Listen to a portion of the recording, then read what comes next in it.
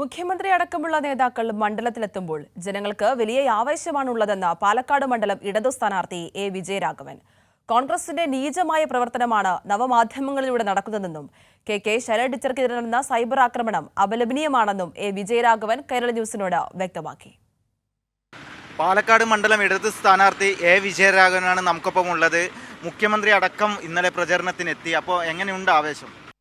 വളരെ നല്ല നിലയിലുള്ള പ്രതികരണമാണ് ജനങ്ങളിൽ നിന്ന് കിട്ടിയിട്ടുള്ളത്. ഇന്നലെ മുഖ്യമന്ത്രിയുടെ പരിപാടി വളരെ അഭൂതപൂർവമായ ജനപങ്കാളിത്തം കൊണ്ട് ശ്രദ്ധേയമായതാണ്.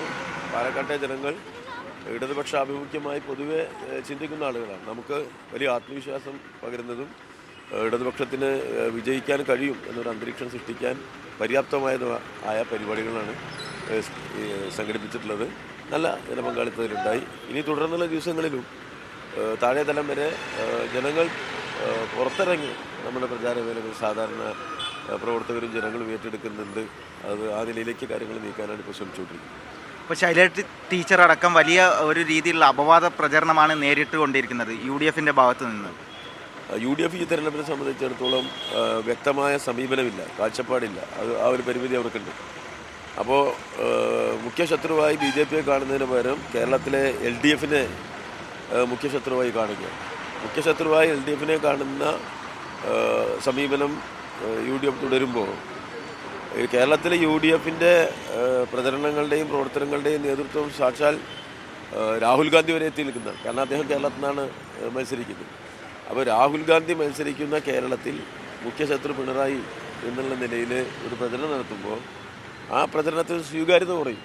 കാരണം കേരളത്തിലെ ജനങ്ങൾക്ക് LDFനെ നേരിട്ടറിയാം, മുഖ്യമന്ത്രി അറിയാം, ഗവൺമെൻറ്റിൻ്റെ പ്രവർത്തനങ്ങളെക്കുറിച്ചറിയാം. ആ ജനങ്ങളുടെ മുന്നിലേക്ക് വളരെ തെറ്റായ കാര്യങ്ങളുടെ പ്രചരണവുമായിട്ടാണ്, ഇടതുപക്ഷത്തിനെതിരായിട്ടുള്ള പ്രചരണങ്ങളുമായിട്ടാണ് UDF നേതൃത്വമാകെ വന്നത്. അപ്പോൾ അതിന് ജനസ്വീകാര്യത കിട്ടിയിട്ടില്ല. ആ ജനസ്വീകാര്യത കിട്ടാതെ പോകുന്ന ഒരു സന്ദർഭത്തിൽ